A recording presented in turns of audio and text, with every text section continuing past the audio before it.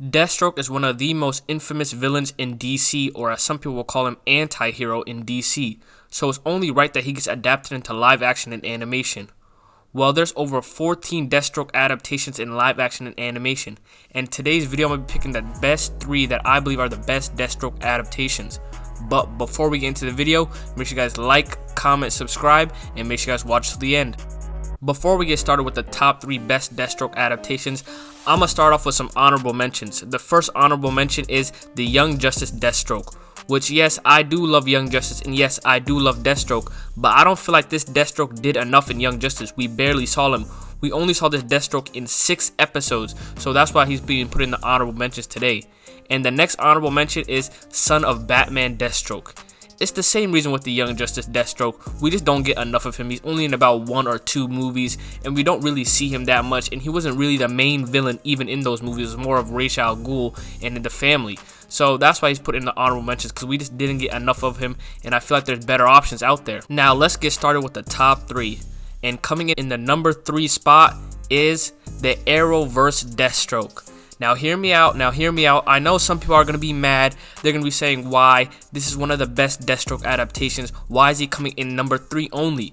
Well, I just did not really like this Deathstroke adaptation. I feel like he was represented more as a friend to Oliver Queen than the deadly assassin killer that he's supposed to be. And I know in the show that's what they built him up to be. He was the friend of Oliver Queen. They were on that island. He basically taught Oliver Queen all he knows.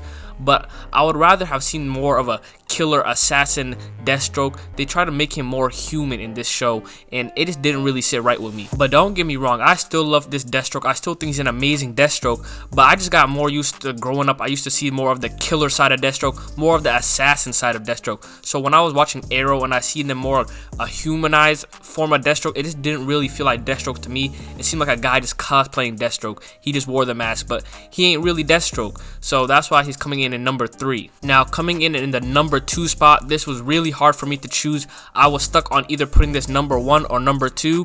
I'm going with the Deathstroke from the Batman Arkham games. And I know this video is just about Deathstrokes in live action and animation, but I couldn't leave this Deathstroke out of my list. I just feel like he's too perfect, so I had to put him in the number 2 spot. And I know some people are going to be upset at that, but this man is just too perfect. I feel like he's the perfect representation of Deathstroke. I feel like this is a perfect adaptation of Deathstroke. And yes, even though he's not at the number 1 spot, I still believe this is the best Deathstroke we have ever seen.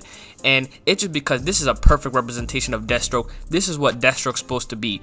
A killer, a real assassin, not some lovey guy, not some regular human. They're not trying to humanize him. He's a killer. He's here to do one job, assassinate you, and he's here to get paid. And we see that in the Arkham game. The Arkham games do an amazing job setting up Deathstroke. They show that he's more than just an assassin. He's actually a very intelligent guy that's on par with Batman. We even get glimpses of Deathstroke's backstory, and they show us why he became who he is today. So that's why I feel like he's an amazing representation of Deathstroke, and this is who Deathstroke's supposed to be. Even in the later games, we see Deathstroke become Scarecrow's right-hand man and lead the militia against Batman, going hand-to-hand with Batman.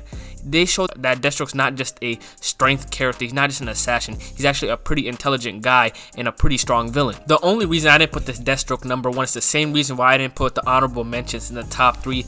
I just feel like we don't see this Deathstroke enough throughout the game. I feel like the game's focus more on other villains like Scarecrow and the Arkham Knight, so we don't really see Deathstroke that much. We just see Deathstroke as basically a side character, but he's still an amazing Deathstroke, and he has to be put in the top 2. And coming in at the number 1 spot as the best Deathstroke adaptation is a guy that doesn't even go by the name of Deathstroke, Slade from the Teen Titans show in 2003. Now I was going back and forth on whether I should put Slade in the number 1 spot, because in the Teen Titans show they just mess up his whole backstory and his whole character, because he doesn't even go by the name of Deathstroke. Because it's a TV show, they don't want to use the word death, so they name him Slade. And he's not even an assassin in the show. He's more of a criminal boss, a mob boss that just terrorizes the Teen Titans. He gets his little underlings to go terrorize the Teen Titans.